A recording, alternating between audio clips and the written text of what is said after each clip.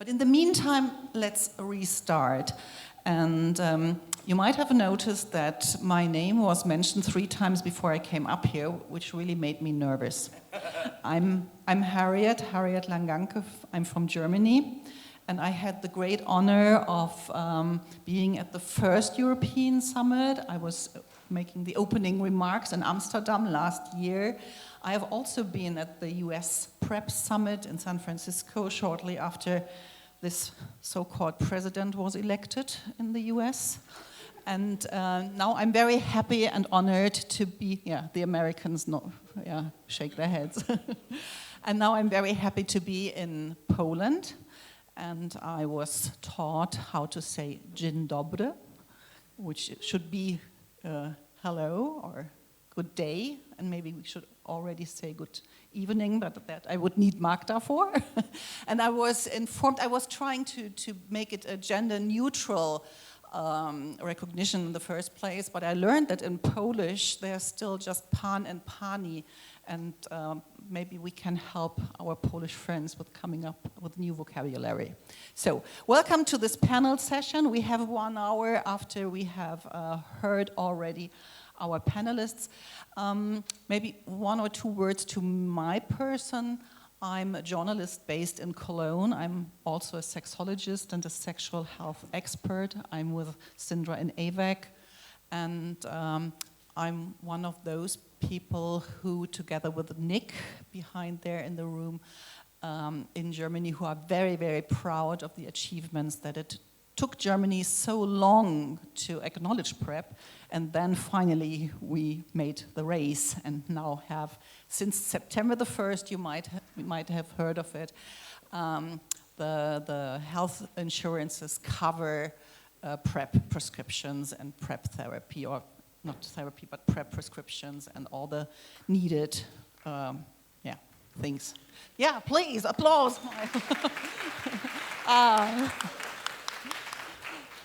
So welcome back, Magda. And it's good to have you back because you are the first person I want to ask something. And I want to prepare the audience that we will come up with questions for you as well. It has been a bit rushy, the first presentations here. And there's a person in the first row, Gennady, who you find in your program, marked as a note taker. And Gennady will take notes, and he will share his notes shortly before we close the session. So be careful what you say, he might take a note of it. And still remember, we are live streaming on Facebook. Magda, you were giving the first presentation as a host from, well, not the first presentation, but that was Cindra, but as our host here from Warsaw in Poland. And I was very interested in what you were telling us about the barriers. And I would like to continue and to ask you, what do you think has been the most successful way for you to address those barriers? I remember from your presentation that you mentioned the homophobic environments, that they are really putting a challenge to you. How do you deal with that? I think one of the biggest thing that we already have, that it's the PrEP, it's on the guidelines, so its first step was done, and it's mainly about Bartosz Szetela, who is sitting here and will present tomorrow how he did it, and also the huge community input trying to change the situation of the PrEP and talking about how important it is. But from other side, it's still huge discussion about, as you mentioned, homophobic in Poland, and also it's still huge balance between to talk about key population but not discriminate the key population. So it's even when we are talking with LGBT community, how to create the campaign about PrEP, for example, for MSM. And from one side, it should be informed about the PrEP, but from other side, we have to be careful to not put much more discrimination for this group that is already exists in Poland. So it's a huge challenge to talk about that the epidemic right now in Poland. It's in MSM group, But from other side, we have to be very careful not to pushing too much because it can be not well recognized from the governmental level. Do you have any example? Because I think many of our audience also experience an environment that similars the situation in Poland. Could you be a bit we more have precise? the very good website, PrEP.edu.pl, and Bartosz will present the PrEP centers that already exist. And we have also huge campaign in social media. So we are going directly for the key population, and also it helps a lot. The problem is that we cannot do, we try to do You Equal You campaign, but also it's hard to do in the public space talking about MSM openly, about protection for HIV. So we're going directly to this group from the websites for Grindr and other application. So we are going to this group, inside the group, and try to invite also people from the group to be more active. And we have here and will be presentation from different levels that people already done great work. I'm insisting on to be more precise and more concrete. How do you really reach out? How do you lower the threshold? How do you really exactly do it in practice? We have website, we have the materials, we doing very basic work. I think it's the main thing that we're doing, not from the top, but we are going from the ground and going inside and talking directly, going to the, we have testing, for example, in clubs. In 2 cities right now, we try to work with LGBT community, showing the possibility, giving the leaflets. Different campaign happened on the website. So it's social media, but it's directly to the, I think, correct group. But still, of course, we have. We know that it's still not enough. We should have doing much more from the top.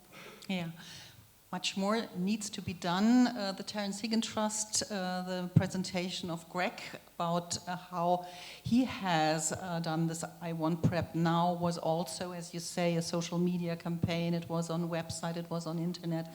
Would you say that summits like this are still necessary compared to the situation in the UK with what we hear from Magda now?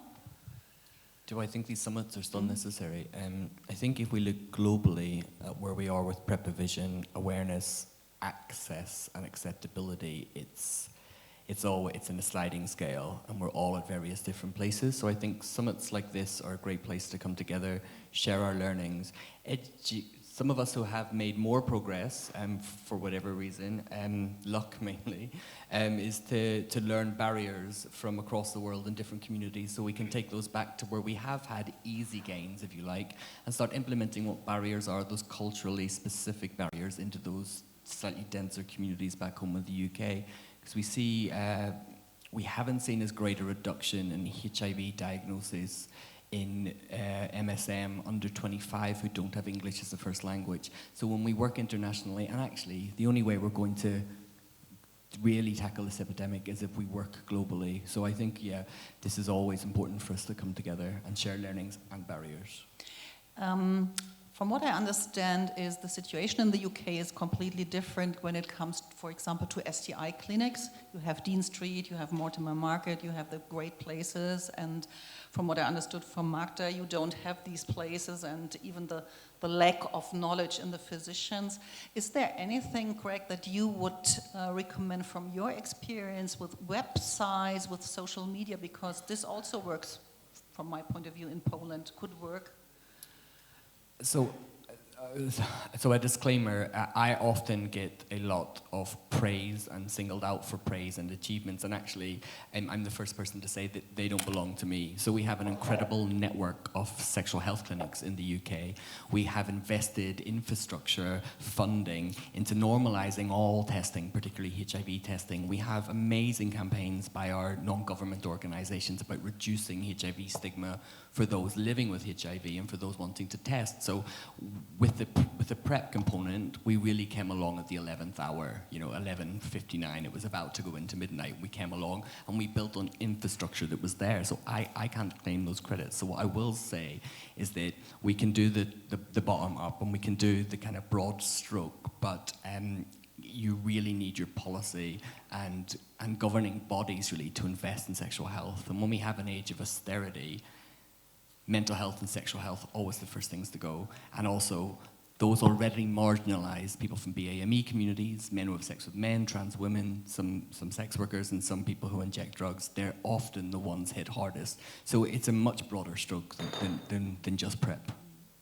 I would like, Tamás, would you like to take the mic, because if you want to ask me something, I will. But you were telling us a bit in your presentation about 3 countries that are probably more similar to Poland than they are to the UK. When you listen to what Craig has said and what Magda has described, what would you think is the linking bridge between the overcoming the barriers, or what is? Yeah, one of the countries included in the workshop was Poland, actually. So I think many of the things that Marta said we discussed in the workshop as well. Well, it's really difficult. I think the problem is that one problem is that the level of HIV treatment is quite good in the countries.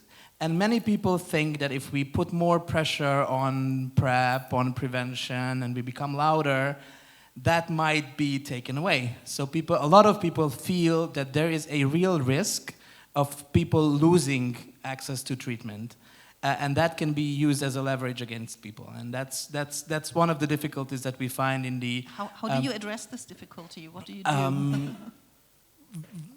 Basically by avoiding that kind of very loud activism. But of course then the problem is, many of the advances that have been reached in HIV work was through loud advocacy and direct action. Now if you don't have that because we reached a certain level of treatment, you're afraid.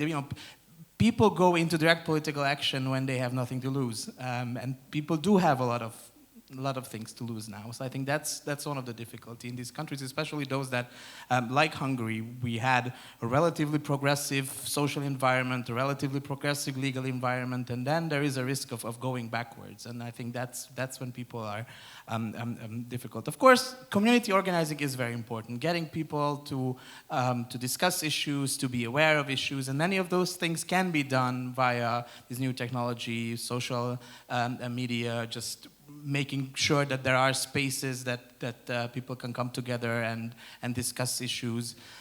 We can try to find allies in healthcare providers that might be a bit more relaxed, but then we also see in many countries, in Hungary and Poland, the centralization of healthcare provision. So accessing those clinics or having a discussion with them is becoming also problematic. If you are labeled as a terrorist organization, then no hospital will start discussions with you. So I think that there are things to try, but the outlook is not very positive, to say the least. Yeah. It's also important, for example, in Poland, that we don't have any prevention and prophylaxis program at all. So it's hard to talk about PrEP when you don't have the basic sexual education in school. You don't have a campaign about HIV, STIs at all.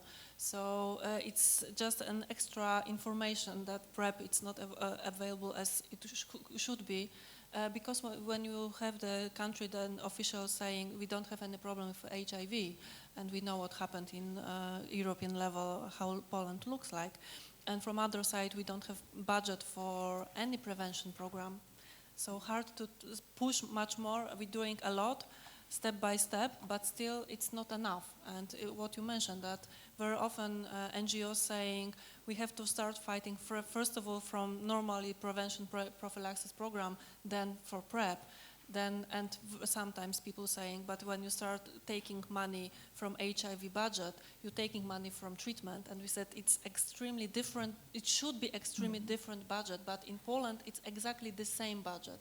So 95% for Polish HIV budget from the Ministry of Health going for treatment, and 5% going for prevention prophylaxis program, but from this 5%, 99% going for testing. So nothing's less for any other campaign, and as you know, we have election soon. We have right side party right now, and probably will be stronger. And in the end of this month, there will be the voting from some new law that if you are a sex educator, you can go to the jail for 3 years. Say that again. Say that again. There is proposition of the new law that if you are a sex educator and talking with people under 18 years about sexuality, when you promote condoms, you can go to the jail. And I hope it never happened, but it will be discussion on the Polish Parliament, I think, in the next week about it, and I'm a sexual educator. So we see you in jail. Hope to see you next conference in Swiss.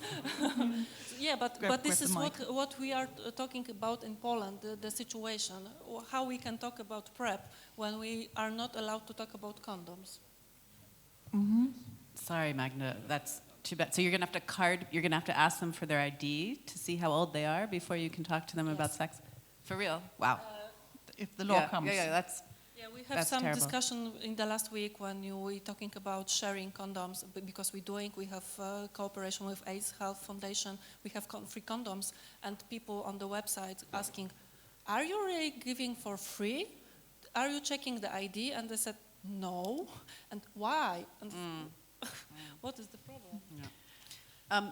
I just wanted to respond to the argument of PrEP or prevention taking money away from treatment, which is a very universal old argument. And one of the tools that you could use in response to that is if you could do some modeling that shows that if you invest so much money in PrEP, you avert so many infections, and in the long run, you will save money. Now, that's a good, you could use a modeling tool, but the bad side of that is that government policymakers, they want things to happen on in their own terms. They don't want to wait. They don't want to spend money and wait for the reward down the road. But it is a tool, getting some modeling in your own countries to show how much money will be saved. Yeah, I'm just passing on to Gus, as in your presentation, it was exactly about the interdependencies of STI, sexual health, and PrEP, and isn't that a tool to persuade or to talk to politicians about how important it is? Yes, exactly. And one of the ways I conceived this initial session was to equip you people as advocates with the basic knowledge that you can use in arguing with politicians against proposals like the right-wing politicians you're currently facing in this country, and many of us are, not excluding the UK. In making those arguments, and it's one of the reasons I asked Valerie Delpech, hello, and David van der Wijver to talk about cost and effectiveness and cost effectiveness tomorrow, because sometimes people say, hang on, politicians just ignore the science, it's all about human rights, but actually no, politicians, you have to get in there with the figures, and I think we learned this in the UK because in the Brexit debate, I think we allowed, and I wouldn't be doing this work if I wasn't pro-Europe. I think we allowed the anti-Europe campaign to get in there first with a lot of false statistics, and we assumed rather complacently that, it'll never work.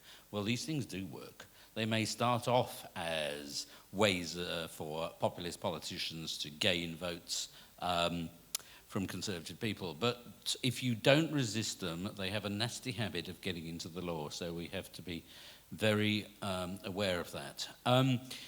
I wanted to talk a little bit about the tension about working with the establishment and working from the grassroots, as it were. It's two different models. It's like top-down and bottom-up work. Of course, you have to do both. You have to generate community, a word amongst the community. And I'm old enough to have been an LGBT activist back in London in the days before HIV actually came along. And those were days when it's actually quite hard to remember, or quite difficult to remember. But back in those days, although being gay was decriminalized, it certainly wasn't legalized. And I could get arrested for looking at a policeman on the street, for instance, as an example. Sorry, I try to imagine how you looked at that policeman. Well, no, I mean, anybody who they thought was vaguely gay could get arrested for a crime called soliciting. And they would set up stings in public, public bathrooms and things like that. So it's not so long ago, for instance, that teaching school kids about same-sex relationships was illegal in the UK. It was only Tony Blair that abolished that law. So we have to remember that our liberties are hard won, and we must never be complacent about them because they can easily be reversed. But on the other hand, that we do have arguments that politicians will listen to if we make them strongly enough. Arguments that we should listen to is what AVAC provides for us. There's lots of science, there's lots of data. You remember the charts Cindra has shown us. On the other hand, Cindra, in the US, you are also facing a similar situation to what Magda has described. We are all afraid of this rollback and the the growing influence of right-winged and conservative parties. Could you share with us how you deal with these phenomena in the US to keep up our goal of promoting sexual health and keeping PrEP or promoting PrEP? Like for example, we all may have read the news about California that have or that they are going to provide PrEP without prescription in the next year, if I'm right. Yeah. And so this seems to be another development to this Bible Belt rollback. So the U.S. is a land of haves and have-nots. There's a big, huge disparity in the U.S. of rich and poor, and PrEP reflects this. So it's the gay white men in the coasts, San Francisco and New York, who are scaling up PrEP. You're watching incidents go down in their communities, and it's great. And then you have the southern states, the eastern southern states, which is mostly gay men of color, young gay men whose risk is 1 in 2 in their lifetime to become HIV positive. And they just so happen to live in states that don't have Medicaid extended health care, the Obamacare. So they have very, very poor access to health care in general.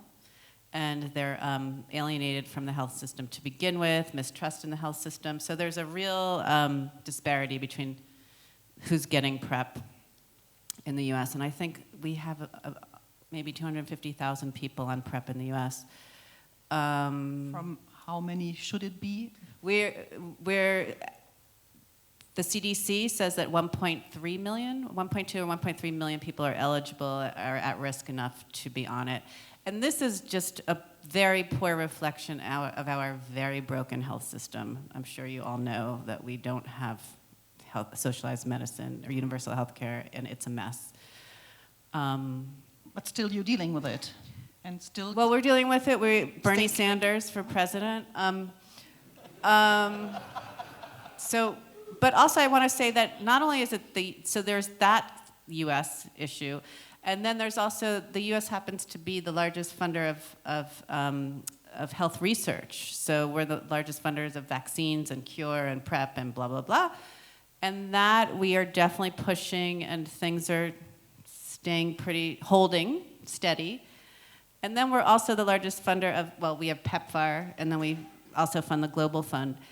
And I just want to say really briefly that, there's a lot of pressure on them, but also the good thing for the international funding, for PEPFAR and Global Fund, it's bipartisan. The Republicans have bought into it because George Bush was actually the one who initiated PEPFAR, and he's Republican. So we have to keep an eye on Trump because Trump wants to take it all down, but it's the Congress that keeps putting it back in. And do you feed the Congress? Do you have representatives that you talk to? What do Absolutely. you actually do? What Absolutely. is it that we could do as well? Absolutely. So there's a very strong NGO AIDS network in the U.S. and there's lots of lobbying and pressure onto Congress. And that's the Republicans. They get to be. It's their compassionate conservatism when they give money to AIDS in Africa to all the innocent people in Africa who get HIV. So they're very invested in international funding. Domestically, it's more of a challenge, but because we have a crazy person in the White House, it's more on the state-by-state, local level that we fight the battle. This is now the time I promised in the beginning that we're going to open up the discussion with you and with the people out on Facebook, and I'm asking Nick and those behind if there have been some questions coming in to the panelists. Also, I see a sign that says no, so the auditorium in this room has the chance to address my panelists up here, and there's also a microphone. But in the meantime, I'm looking if there's a, no, that's a picture taking. Okay. No, there's a hand. There I see some, and. If I can add one prompting question, this summit is it's about designed to have a structure where we ask you what you want out of it, basically, to start off with. What do you want to see happening and see talked about at this summit, and what would you like to see happening as a result of this summit? What can we make happen that might not have happened otherwise? So those are the questions I'd like to hear from you now, and then at the breakout sessions on Saturday afternoon, having heard everything, we'd like you to come back and say, okay, having attended the summit, now this is what I think, this is what I'd like to see happening. And we'll use it as our guidance for our work over the next year or two. Okay, so what we do is up to what you suggest to us. I think we'll listen to Rosalind. Yes, I suppose this falls into what I suggest to you. But in terms of a really useful tool, is not only cost effectiveness, like Cindra was saying, and infections averted, but that if we don't have better prevention, we will not control this epidemic. I mean, the CDC, I think I'm right in saying, thinks that 40% of new infections come from people in their first year of being newly infected, i.e. before they're tested, before they have a chance to start treatment or achieve viral suppression. 40% of new infections need to be prevented before somebody is tested and starts treatment. That's a really key figure to go to your governments with. We are not going to stop the epidemic if we don't boost prevention. And how would you do it? How do you think we should do it? Well, PrEP's the answer. No, but a much improved sexual health system and improved primary HIV prevention. I take Magda's point that only 5% and then most of that goes on testing. It's an uphill battle. But I think, like Gus says, I think figures matter. And simple figures like that, they're not complicated, really speak loudly. And that would be, and coming around to what we want from this, I'd be interested in, putting together fact sheets or interesting, straightforward figures that people can use in their advocacy work. Yeah, that's the floor for you. That's the next. What kind of figures do you want Cindra from AVAC to provide for you? But Neka. Hi, thanks very much. Really great session. I just wanted to echo what Rosalind said. I think the issue about reducing the risk, reducing HIV incidence, prevalence, or incidence is combination prevention. It's not PrEP alone. I mean, PrEP is really, really important, but you saw the graph at Dean Street, and a lot of discussion has been had about the contribution that PrEP has made to that, and there's no doubt that PrEP has made a great contribution to that, but also at Dean Street, we diagnose 50% of new people with HIV with primary infection. So very high viral loads. They are the people who transmit HIV. These are the 40% who, if they did not test, would be transmitting HIV. And we start them on treatment straight away. And so in starting them on treatment straight away, their viral load goes down and U equals U works. they're undetectable, they don't transmit. And it's the combination of both PrEP and getting people onto treatment quickly, so diagnosing people and getting them onto treatment quickly, and also reducing STI incidence, which drives HIV transmission. And so having good STI testing facilities, having access to PrEP, and being able to treat people who are diagnosed as quickly as possible after diagnosis is what will stop HIV transmission.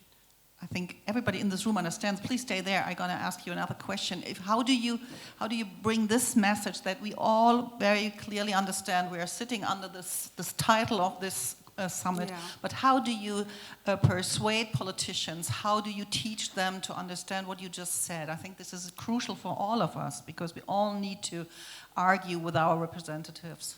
I mean, I think it's very different for different countries, and what I'm hearing about some countries in Europe is really scary. And in the UK, we've been lucky in the sense that the potential backlash for raising our heads above the parapet has not been being sent to prison. But we also have politicians in the UK who are not in support of PrEP. And I was saying to Rosalind earlier that the previous health minister, when Sheena McCormack, who you may know of, who's a very big advocate for PrEP in the UK, asked him about the provision of PrEP, he said, "What will the Daily Mail say?" And the Daily Mail is a tabloid paper in the UK, newspaper. right? And that is a bit of a reflection on the, I guess, the sentiment. But I think the message is that one just has to keep fighting. And the reason that this has been successful in the UK, I think, is because of the huge efforts by the community, but also the engagement of people who work in clinics and who have found a way to come together. And I think that the message is that we all have to work together because we all want the same result. Thank you. Oh, you're getting an applause for this. And it's right to the point of the question that Gus has just repeated about what is it that we want to get out of this summit, what is it that we want to take home. And I think there's someone standing already at the microphone, and then I see a hand behind, yes. So. Я буду говорить по-русски, потому что я боюсь, что по-английски прозвучит не совсем корректно, потому что у меня английский иногда очень беден. Я из Украины, самоорганизация секс-работников Украины, и я адвокат и специалист по медицинскому праву. Поняли все? Do you make a break? Can you make a break for the translation? Okay. Okay, thank you. So I'm a doctor, and I'm not doctor, I'm a lawyer. Okay. So you can speak English. Great. So, с женщинами, которые... I'm a leader and I'm a director of sex workers of Ukrainian NGO. Oh, wow. Вы можете продолжать, я потом переведу. Я хотела сказать о том, что сейчас много прозвучало только про МСМ и про ЛГБТ. Okay, so I wanted to say that we've been speaking so much and focusing just on gay and LGBT. Но я хочу акцентировать внимание, что про женщин практически ничего мы не слышали. I wanted to accentuate the fact that there was very little, if not at all, spoken about women. Very little of? About women. Women, yes. Yeah. Mm-hmm. Потому что секс-работников, как правило, женщин 90%. That's sex workers, 90% women. И, в общем-то, особенности работы нашей как раз вот заключаются в том, что у нас риск инфицирования очень высокий. And so the issue at the core is that the infection rate among the sex workers is the highest. Скажите, пожалуйста, у кого-то из вас есть исследование вот как раз вот о том, какое количество секс-работников в Польше или там, где проводились вот эти презентации именно по секс-работникам и по женщинам? Есть ли такая выборка? Do you have actually research data that actually has on the countries specifically like Poland, Eastern Europe, on the sex workers who are women? Thank you for this question, and I'm passing it on to Cindra because I know that AVAC has at least some data on sex working women. And could you reveal, do you remember some, and would you know where to find these data? I don't think that we track data necessarily on sex workers, but if you go to the UNAIDS website, it should say from each country how many sex workers are represented in the epidemic. And thank you for bringing up sex workers and women. I think that we should, when we're talking about MSM and all KPs, I think we should be just very cognizant of working in solidarity and intersectionality, and that we're not trying to focus on one population over another. Hopefully this week. And I think there's a lot of programming for sex workers. And as a former sex worker, I'm in solidarity with you. Спасибо, я в общем-то все поняла, но вы мне там кто-то, вы здесь, извините. Но так или иначе, я все-таки хотела бы привлечь ваше внимание, что мы готовы включиться в эту работу, потому что... I wanted to pay attention to the fact that we are ready and we would be willing to actually participate in this kind of work. Потому что из моего личного опыта у нас доступа на Украине именно для секс-работников практически нет. Yeah, because due to the nature of my work, actually, the access to the data on the sex workers in Ukraine is almost non-existent. И еще я хотела обратить внимание, что у нас сейчас идет военный конфликт. I wanted to draw attention that obviously Ukraine is under military conflict.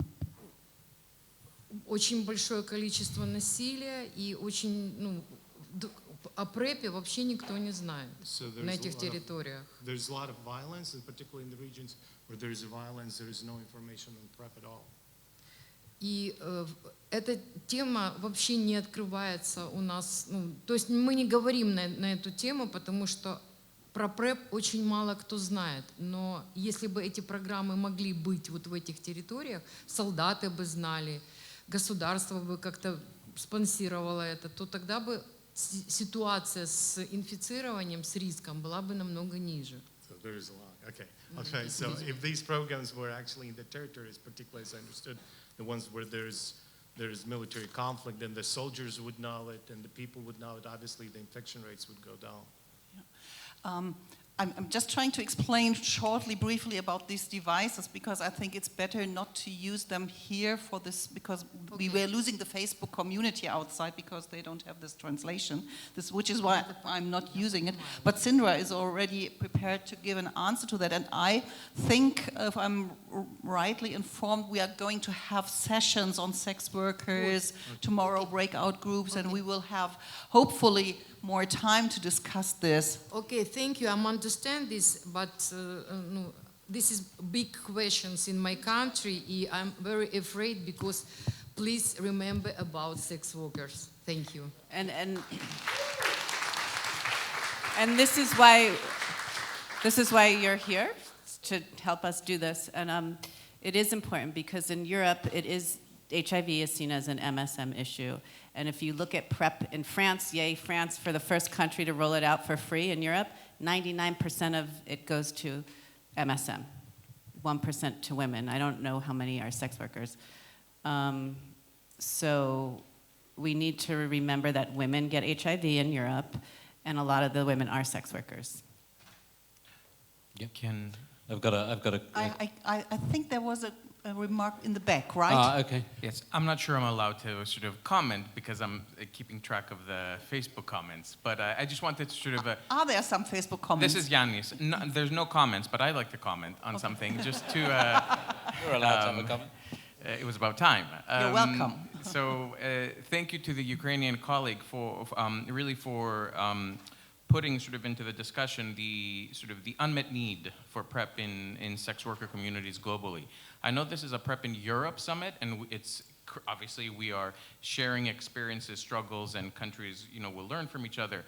But there's also sort of rich implementation experience outside the European region. And in particular, as far as PrEP in sex workers, there's important work that's been done in India, in Calcutta, in Mysore, and very important work that is being conducted right now as part of national rollout in countries like South Africa. So I've worked with, you know, some of these countries in terms of PrEP implementation within sex worker communities, and I would value engagement for this population in particular over the course of the next few days. Thank you. Thank you very much. Harriet, can I say something? Do you mind? Sure. I'm keeping an eye on those who are already prepared to speak, but Gus, you may. Thank you very much for your question, Yulia. Thanks for and thanks for suddenly making people jump up and think, oh, not everything's going to be in English.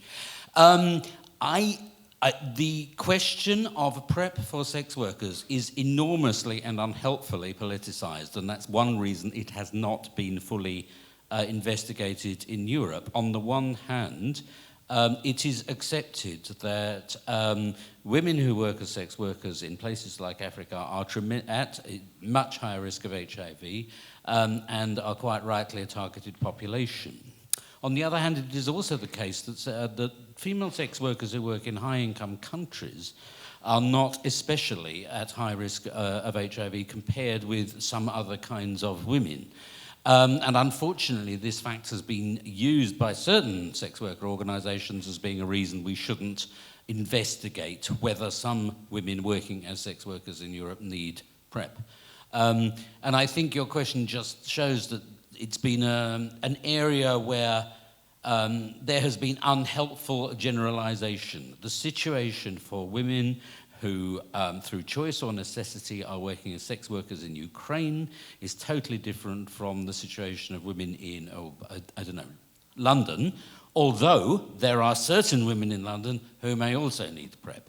And so it's really, it's great that there is work being done in this community, but it needs to be done differently in different countries according to the reason women are or are not vulnerable to HIV in that country. And I think Eastern Europe has always been a bit of a research desert and shouldn't be. And I think it's a really good example of the kind of work I would like to see PrEP in Europe and their funders and your organisation coordinating their efforts on to actually do some research and get PrEP to a population that may need it. Thank you, Gus. I'm going, yes, Craig is handing on the mic to the... Okay, I just wanted to... then in the second row. No, you want to go first? You were first. Oh, okay. So, Gus, I'm pretty sure you already thought about that, and I wrote this in application. I think it would be good to have a workshop on or at least a panel on what I would call the devising strategies for limited resource settings, PrEP, like Poland, like Baltic states. That's really mandatory. In 2013, I was one of the very few who was ringing the bells that it's going to be crisis of HIV infection rates. And Tamar remembers that Latvia was one of the few who didn't have the treatment of HIV irrespective of CD4 counts. And what happened in 2 years actually jumped infection rate from 15.5 to 18.4. And the same, my argument goes with the problem with the Baltic states right now, and I'm pretty sure that in some other ones, it's the use. Just yesterday I looked at the data. Latvia right now has lost big youth workforce. We have only 6.4% of youth in the country. So the majority of the people actually are middle age and pension. So that's going to put a big, in next few years, it's going to put a big strain on the health services. It's already health services only 4%. Without a PrEP, I just don't see how they'll be able to pay for HIV medication in the next 10 years. And hold on, if you remember Gus' question, what is it that you would like to take home from this conference regarding your own questions? Is it, there is very simple to kind of I have my ideas, but I would like to have your maybe guidance and maybe some of the modeling or something that could you help me so that I present the Ministry of Health. I already spoke to them, but you know, it's good when I have a little bit more professional help. Yeah, thank you. Next question. Yeah. Thanks for your patience. It's all right. I'm George from ADP, HIV Prevention Awareness Community based in East Midlands, UK. I would like to have a comment from Gus on this. This year, during our campaign, I come across one of the group, British African community, who think that campaigning for PrEP will take away the use of condoms and will expose people to STI. I don't know what you think about. So, yeah.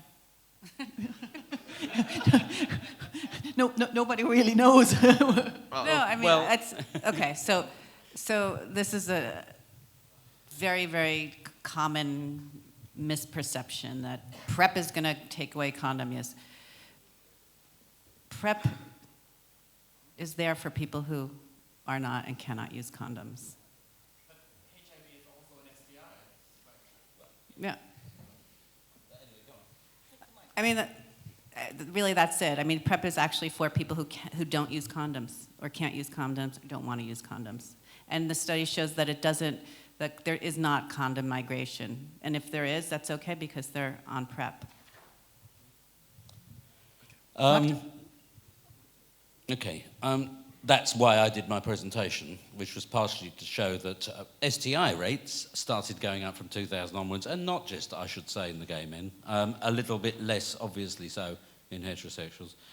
But also, that was accompanied by the very high rates of condom use we'd seen in the 90s because of AIDS and HIV already had started to fall. I go a little further than Cindra. I'm going to be really bold. I say I don't think most people like condoms very much. I think in the 90s this was absolute, this was a terrible thing to say because they were our only weapon against the spread of HIV, and they were immensely protective. And of course we all tried to use them, and of course we all promoted them. We had nothing else. Okay. And people still say things like condoms don't have any side effects and PrEP does. And I have said, well, okay, but if you've ever tried to put on a condom in a back room when you're a bit intoxicated and the damn thing, you don't even know if the damn thing is like inside out or not, and you're doing it in a hurry because you feel that you'll lose the interest of the guy you've just hooked up with or the gal, and that's exactly what happens, and you've never experienced the shame, humiliation and disappointment of that, then you can say that condoms don't have side effects. Yeah, well, we have to remember that it's quite similar discussion was many years ago when women start taking pills, contraception. Yes. And it was exactly the same, that people saying, okay, you have contraception and protect for pregnancy, but you still have higher number of STIs. And here it's just one of the options. And people can still choose and take PrEP and use condoms. And it's exactly with pills. You're taking pills, you can use condoms to protect from STIs. For this moment, we don't have 100% for everything, but people have choice. Yeah, I agree on the combination, like the lady said, if we can combine all. Yeah, the combination prevention issue. Okay. Can I just add one bit Craig. before the question? Craig has... Is that when we look at data from Scotland and Wales in the United Kingdom, about 40%, I think, of people in Wales who stepped forward for PrEP had not been to a sexual health clinic at all or in the previous 2 years. And quite a large proportion of those people had existing, before initiation of PrEP, existing kidney conditions. Mm-hmm. So PrEP, actually, for those not engaging in care, is a hook into regular sexual health. So we have that data from Wales and from Scotland, so it's really robust and really useful to take to counter that argument. I'm going to pass on to a question now. Yes, please. I've got a comment on the question. The comment is, the way I've tried to advocate for PrEP in Malta is by arguing, and the issue of STIs is, people have always had sex, people will always have sex. Do you prefer paying less for prevention, or do you want to pay more for the treatment which you need to give for life to the person living with HIV? And the question is, you've mentioned the combination of a contraceptive pill and PrEP, which most women have been really looking out for. Do you think that that will change advocacy and the acceptance of PrEP by governments? My thinking is, let's say in Hungary and Turkey, where there is a repression of gay people, if we are to switch or turn on its head our advocacy by saying, you know what, in 2-3 years' time, we're going to have this amazing pill which protects women from HIV and also getting pregnant. But we also have this for gay men at the moment and trans people and so on and so forth. Do you think that could change the conversation about PrEP? Sure, it'll less pigeonhole it as a stigmatized for gay men, and it'll be for heterosexual women who are at risk for pregnancy. But another thing that it's really good for is we know that African women are getting HIV at rates higher than their counterparts. And they really need something. And they are actually way more concerned with pregnancy than HIV. So this will bring them into the protection, the HIV reduction.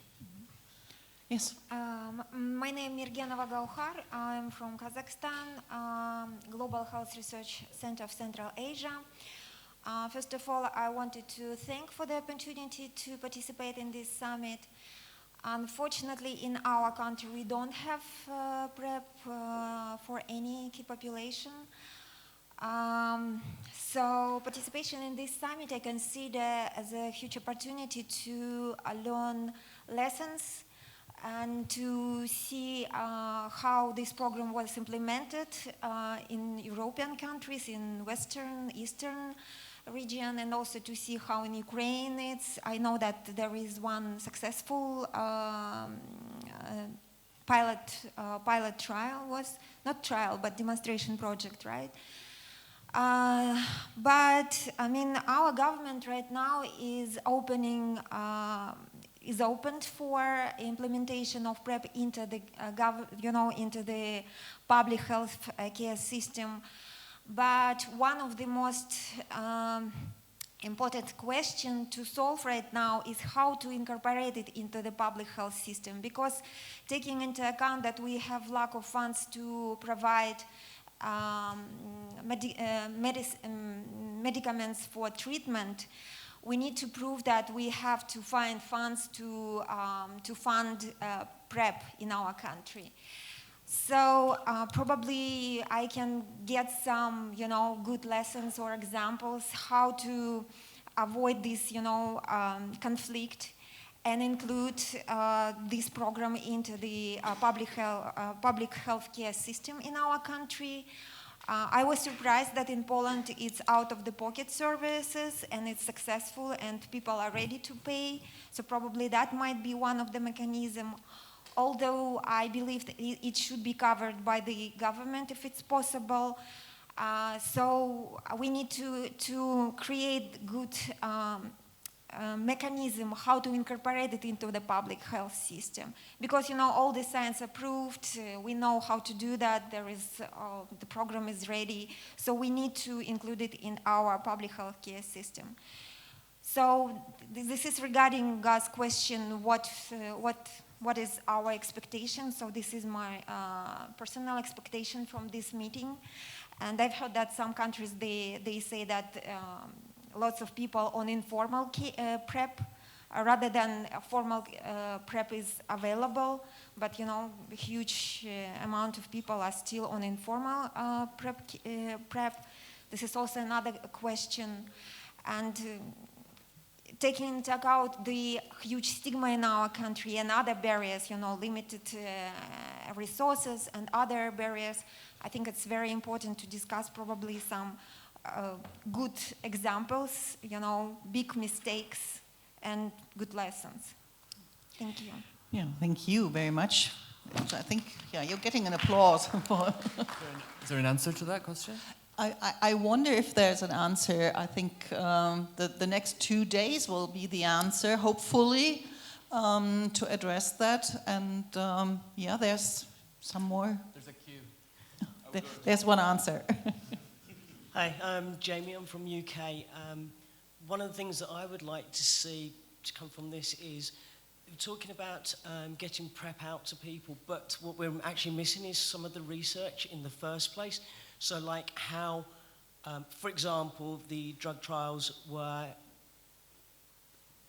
cis men and trans women, so there was no trans men, there's very little research on women and things like that. So I'd like to see ways of, I know you said that those companies will be here as well, so we can direct it to them personally as well, but a way of getting on the various countries working together so all this research happens for all the different groups, and anybody that might be slightly different for whatever reason and might have slightly different results. But I'd also like to see other research into why people are using PrEP but don't necessarily understand it properly, or why there's still why it's not reducing the stigma between people living with HIV and people that are using PrEP. That kind of stuff, because I think that's important as well, of being able to get the message out there. You've got to have that basic knowledge and understanding why people do or don't do something. That's mine on. Hi, Jamie.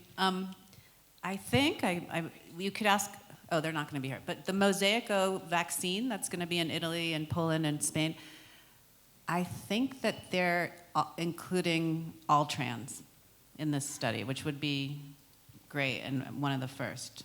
But I'll check that fact. I just think knowledge, it's getting, we're looking at how to implement it, but you've got to have some of that knowledge there as well. Why some things are failing, so why certain groups aren't being used or think that they're not part of it, that kind of stuff. So I think we should keep that in mind and take a closer look for during the next days. I see questions over there, and then I remember you showing up, and Greg, yeah, oh, what would... Yeah, I will also do some comments about sex workers in Ukraine. I want to say that when we start to do a PrEP project in Ukraine, we really start to concentrate and accent our attention to MSM, because we didn't have a lot of money to do advertisement and other stuff, and we understood that MSM is the most prepared group for a PrEP. But in November, December, we plan to have, Public House plan to have a small meeting with sex workers. It will be a meeting for 30 persons, and we will invite only NGO leaders to discuss how to provide now PrEP. It's like a second step for us to provide PrEP in a... Sorry to interrupt, will it just be a national meeting, or will it be open to other countries? No, it will be it will be a small meeting for 30 participants, let's say Ukrainian NGOs and people who is included in a prevention stuff for MSM. We'll do 3 separate meetings for MSM, for sex workers, and for drug people that in NGOs for drug users. So it will be a second step to scale up and to do PrEP program bigger. And now PrEP can be in a hospital. PrEP can be prescribed for all groups, because we didn't want to do inside PrEP stigma. So doctors can prescribe PrEP for everyone, and it's not only for key populations. What we use, it's also answer for other comments. What we use, how we explain for doctors that they and society that are not ready for a PrEP and don't want to use PrEP in a prevention method. We told. Will you be in other sessions to go into this into more deepness, more depth? Can you explain that in other sessions as well? Because I'm just trying to end question. Wrap up a bit. I will only You're not leaving tonight. You will be with us. No. Okay. Yeah, I have a question about resistance, and I hope next few days we will speak about some of the research about resistance that can be to PrEP if we will have scale up in all countries, also with country with a not high level of economics. Well, also we have double problem. First problem is that we don't do resistant test if person have biological unsuccess, and second problem in countries with a middle or low economic level, we have a problem that people don't believe actually in a medicine stuff and a prescription stuff, and people start to use medicine how they want. Yeah, I think think we have a gap in adherence. Yeah. So we'll have for sure PrEP, and now we have people, and like in Ukraine, and I have some friends that contact me and told me stories that they use 3 pills after that they have a sex, risky sex, and they use PrEP like PEP. I'm going to ask Gus, who made the program, and I think there will be space for discussing these issues, right? I think so. Yeah. No, don't answer. Just say yes, because there are more questions, yes. and I want to make use of the last 5 minutes. But I will repeat what I said earlier. PrEP resistance is rare. Mm-hmm. And the reason it's rare is because you have to be very unlucky to be having acute HIV and taking suboptimal amounts of PrEP at the same time. And both have to happen at the same time to get resistance because you are on PrEP. Okay, so Greg, 2 more questions, and then we really want to have, yes, please, there are 2 questions up here because I haven't seen you before. 2 questions up here, and then we, and briefly, please. Okay, briefly. First of all, regarding STIs, when we talk about PrEP, I will say that not only condom is a way of avoiding STIs, not only HIV STIs, because we have different types of sexual intercourse, and you can have contact with an STIs, even with a condom. So what is happening with PrEP also happens before with condom. People was not having sex before marriage, and then condom come, and it was like the evil, and nobody wants to use it, and now we want to be so close to the condom use when we have new methods, and we need to include it in this prevention package that we were talking before. But I would like to see how to face it in these days. The real problem that I see with PrEP and with other many issues that we have inside our communities, that is the stigma. Yes. Today we opened PrEP in Spain. It's available finally, so yes, we got it. But the sentence past year from our government was saying that they didn't want to give PrEP, not because of the cost, not because of the STIs, because they don't want to see 2 faggots having sex without condoms. So, and that's not a problem only of our general society, but also on our communities. Because you already say, the black fellows are saying, we don't want STIs inside the community, the gay black community, because of PrEP. But I just talked with my friend that is a doctor in Barcelona, and he's fighting with his gay friends because of the PrEP approval. Gay people is against their own things. And I think that we need to fight the stigma not only in general society, but in our own communities. And that means sexuality education, and means advocating for that. Magda hears it. So I agree. please. Yeah, I'm coming. Who? Yeah, then I closed it. Okay, expectation about this summit. My biggest expectation is a clear purpose for us PrEP support providers. From what we have seen in these presentations, we have 2 main purposes. One is taking care of people, and the other one is making advocacy to public institutions and private donors to get funding. And one example comes from Magda's presentation, the case about what do I do with this person that is a chemsex user that has his last risk 2 weeks ago. My answer would be, you do a HIV viral load test, but that is very expensive. So, and our time, we are human, is limited. We have to find a balance between taking care of people, counseling, outreaching, and these kind of activities, and the second part, the bureaucracy, the meetings with public authorities, the requests for funds. So my expectation here is have a clear indication on this, to how to balance these 2 activities that we have to do.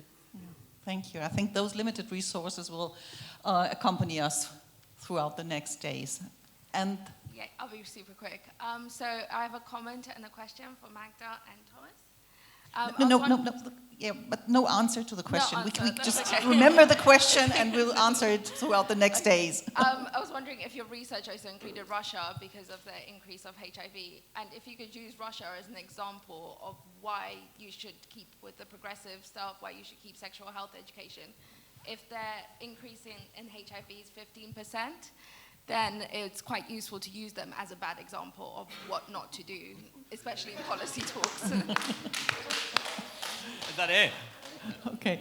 So, Greg, thank you very much for running around with a microphone that made you stop all of that exercise for my glutes. putting your questions, but you had the chance. And I'm now looking at our note taker, Gennady, who was listening quite closely to what he heard, what you all said.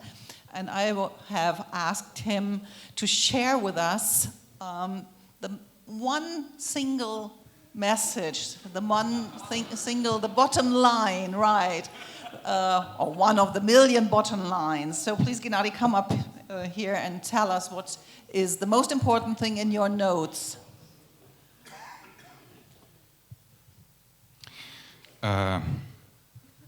To say something in one sentence after such a rich discussion, it is very, very difficult, but I'll try. I'll try to do a long sentence.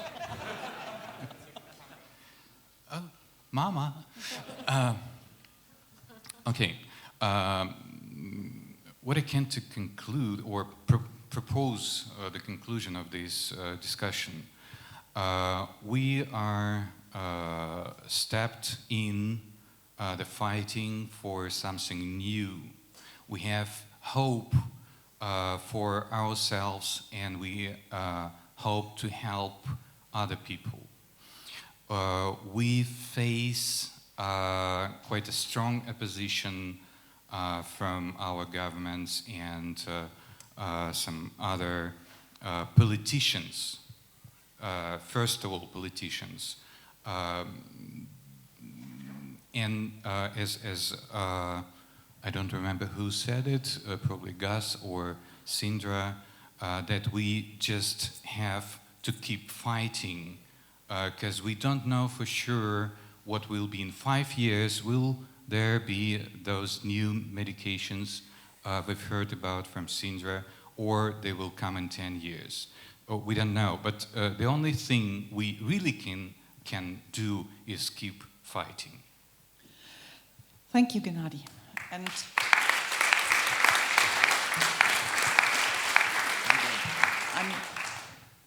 I'm taking this to acknowledge what you have done. It's a Thursday evening. I think most of you have done work this week, have done traveling today, and you're still sitting here and you look as if you would still like to ask millions of questions.